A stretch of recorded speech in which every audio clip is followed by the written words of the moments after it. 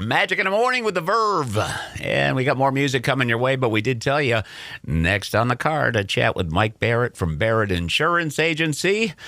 Good policies and good morning, Mr. B. And good morning to you, Mr. G. You can call me Mr. G because I'm older than you, but not by much. Yeah. No, enough.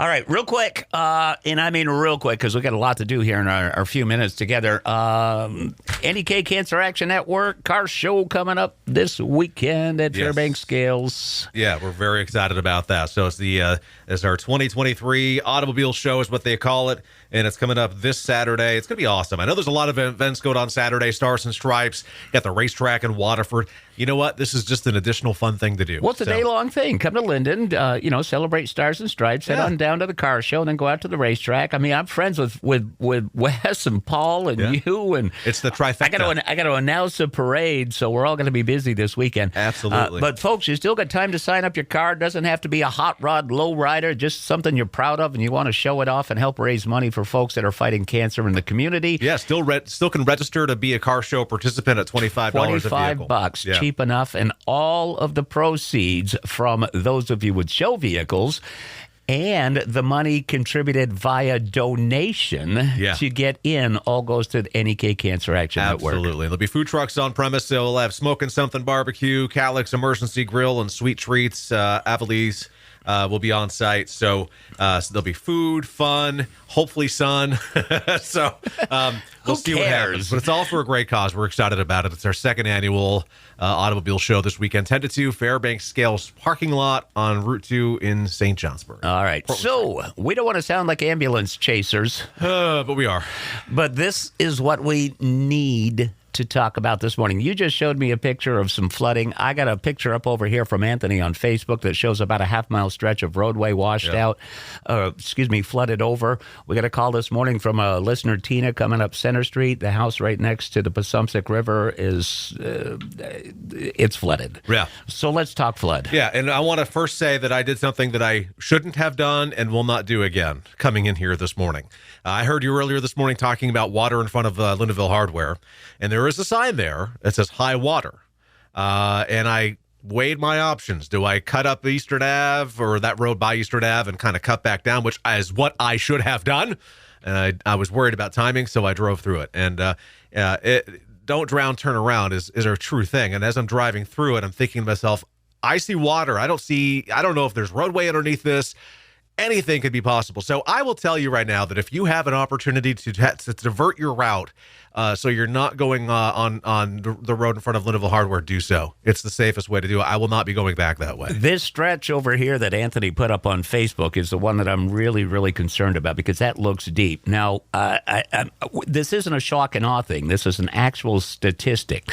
According to the National Weather Service and highway facts out there, more people drown in their vehicle in any weather event than any other cause. Yes. So don't do it. Now, May of 2011, we had a significant rain event that washed out a bunch of roadways our way in St. Johnsbury and Waterford and impacted the communities pretty well. Then, of course, Irene came later that year, did the same thing. For the folks that didn't get it in May, they got it with Irene. You know, Mother Nature's going to do what Mother Nature wants to do, and we cannot control how much rain and water inundation we're going to get.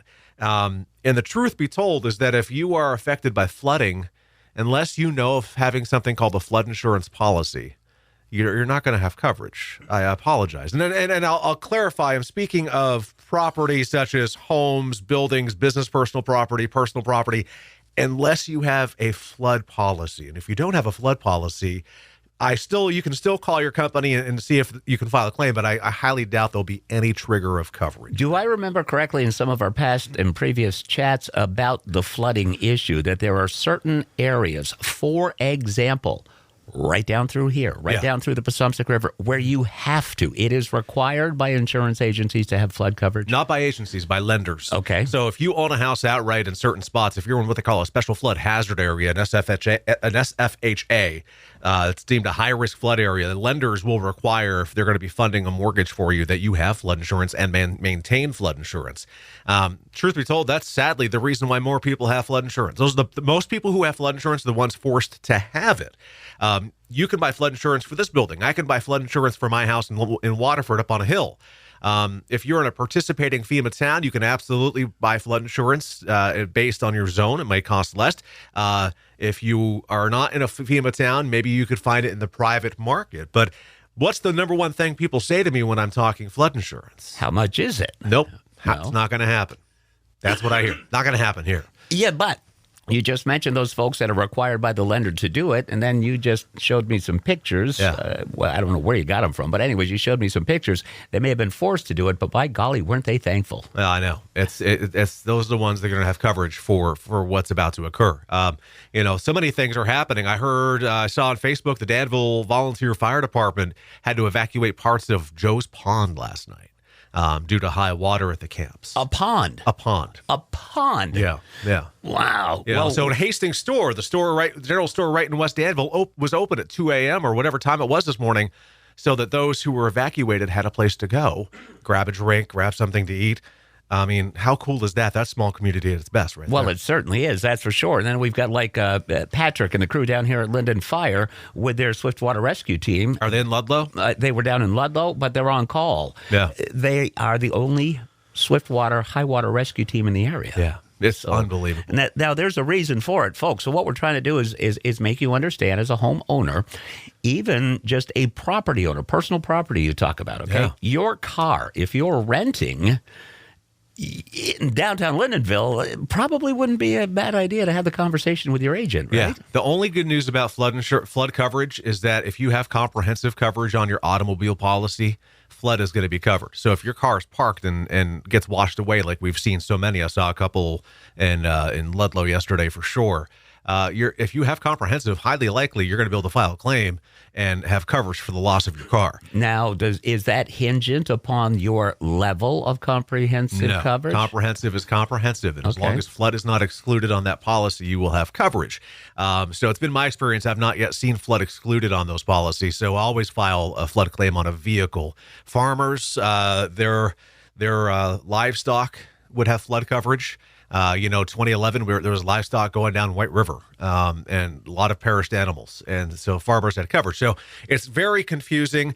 And flood insurance is fickle in its own right? Most of it's administered by the federal government through the National Flood Insurance Program. And bear in mind, if you're not required for a loan closing for the flood insurance, you have a 30-day waiting period. Why is that? Well, you can't buy fire insurance while the fire is active, right? You can't buy flood insurance knowing that flood is probably imminent. So that's how the programs work. I didn't make the rules. That's the way it's written. Most flood policies, if you're looking to get them and you hear of a horrible storm coming, you're probably, if it's not a loan closing, we'll have to wait 30 days, for the federal program. I have some private carriers that may make you wait a week. But it's hard.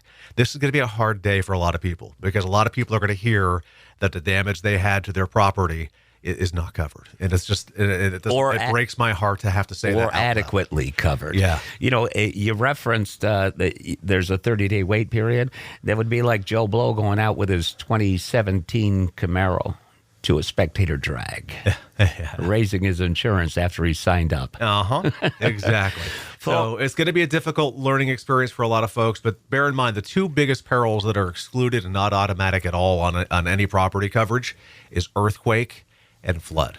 And flood is defined as an inundation of water. It's not just a pond coming up over the banks. It's not just a river going up. I mean, look at some of the other towns. Barry, I don't know if that was a river or if that was just coming down the hill. So bear in mind that you should have a conversation if it's something that you're worried about. All right. So folks want to talk to you, tell them how. Give us a call, 748-5224. You can find us on Portland Street in St. Johnsbury, online, thebarrettagency.com, Google, Facebook, YouTube, and Instagram. Just look for Barrett Insurance Agency. Mike, thanks for all you do. Thanks for keeping us informed with good policies. And a quick reminder, folks, this weekend, NEK Cancer Action Network website, nekcan.org. Yes, and a huge thank you to the White Market in St. Johnsbury. We were the beneficiary of the June Coins for the Community, and we got our check. And White's Market, thank you. God bless America. And thank you to all those who rounded up. Yes, rounding up always helps. We're headed back to the music as we head to our 9 o'clock news report locally and regionally right here, Magic in the Morning.